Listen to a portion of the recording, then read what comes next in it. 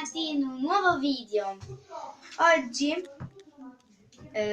dovremo fare, ho comprato di una macchinetta questo tipo di slime che mi ha detto che è il crunchy con le palline. Allora ora apriamolo e vediamo se è slime.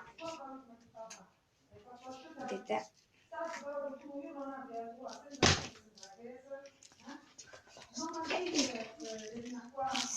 Mi ha detto che è slime, non lo so se è slime, però è sempre crunchy. Non c'è segreto.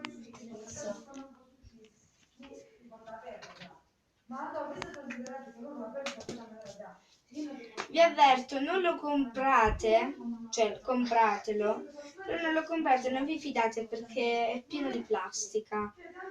Ciao a tutti.